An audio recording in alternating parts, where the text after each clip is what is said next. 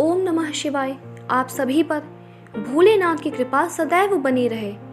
सनत कुमार जी कहते हैं, व्यास जी, जिस प्रकार परमेश्वर शिव ने संकेत से दैत्य को लक्ष्य कराकर अपनी प्रिया द्वारा उसका वध कराया था, उनके उस चरित्र को तुम परम प्रेम पूर्वक श्रवण करो। विदल और उत्पल नामक दो महादैत्य थे। उन्होंने ब्रह्मा जी से किसी पुरुष के हाथ से ना मरने का वर प्राप्त करके सब देवताओं को जीत लिया था। तब देवताओं ने ब्रह्मा जी के पास जाकर अपना दुख सुनाया।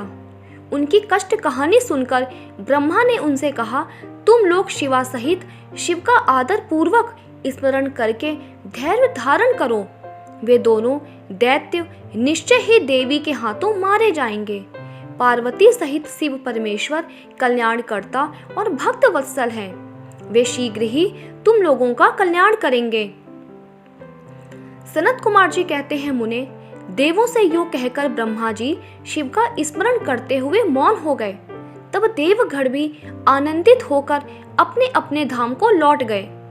एक समय नारद जी के द्वारा पार्वती के सौंदर्य की प्रशंसा सुनकर वे दोनों दैत्य उनका अपहरण करने की बात सोचने लगे और पार्वती जी जहां गेंद उछाल रही थी वहीं वे जाकर आकाश में विचरने लगे।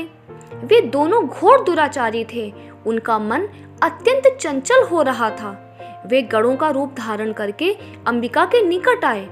तब दुष्टों का संहार करने वाले शिव ने अवहेलना पूर्वक उनकी ओर देखकर उनके नेत्रों से प्रकट हुई चंचलता के कारण तुरंत उन्हें पहचान लिया।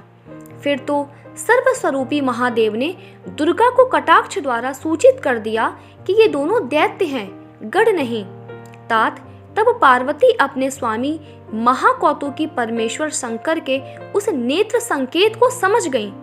तदनंतर सर्वज्ञ शिव की अर्धांगिनी पार्वती ने उस संकेत को समझकर उसी गेंद से एक साथ ही उन दोनों पर चोट की। तब महादेवी की गेंद से आहत होकर वे दोनों महाबली दुष्ट दैत्य चक्कर काटते हुए उसी प्रकार भूतल पर गिर पड़े जैसे वायु के झोंके से चंचल होकर दो पके हुए ताड़ के फल अपनी डंठल से टूटकर गिर पड़ते हैं, अथवा जैसे वज्र के आघात से महागिरी के दो शिखर ढह जाते हैं। इस प्रकार अकार्य करने के लिए उद्यत उन दोनों महादैत्यों को धराशायी करके वह गेंद लिंग रूप में परिणत हो गया। समस्त दुष्टों का निवारण करने वाला वह लिंग कंदुकेश्वर के नाम से विख्यात हुआ और ज्येष्ठेश्वर के समीप स्थित हो गया। काशी में स्थित कंदुकेश्वर लिंग दुष्टों का विनाशक, भोग मोक्ष का प्रदाता और सर्वदा सत्पुरुषों की समस्त कामनाओं को पूर्ण करने वाला है। जो मनुष्य इस अनुपम आख्यान को हर्षपूर्वक सुनता, सुनाता अथवा पढ़ता है, उसे भय का दुख कहाँ। वह इस लोक में नाना प्रकार के संपूर्ण उत्तमोत्तम सुखों को भोगकर अंत में देव दुर्लभ दिव्य गति को प्राप्त कर लेता है। ब्रह्मा जी कहते हैं, मुनि उत्तम, मैंने तुमसे रुद्र संहिता के अंतर्गत इस युद्ध खंड का वर्णन कर दिया। यह खंड संपूर्ण मनोरथों का फल प्रदान करने वाला है।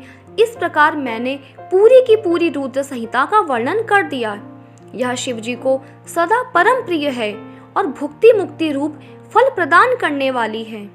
सूत जी कहते हैं, इस प्रकार शिवानुगामी ब्रह्मपुत्र नारद शंकर के उत्तम यश को तथा शिव सतनाम को सुनकर कृतार्थ हो गए।